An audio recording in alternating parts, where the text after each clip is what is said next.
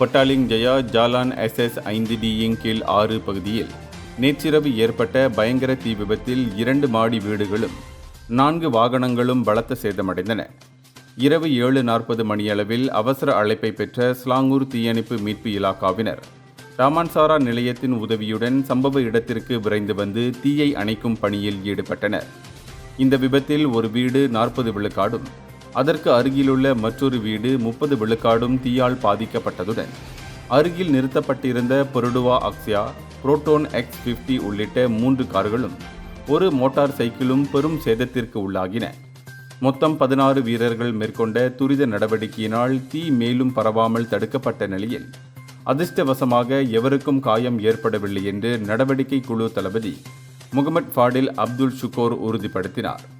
தற்போது இந்த தீ விபத்திற்கான காரணம் மற்றும் மதிப்பிடப்பட்ட இழப்புகள் குறித்து தீவிர விசாரணை மேற்கொள்ளப்பட்டு வருகின்றது. இந்தியர்களின் இதய குரல் மக்களோசை.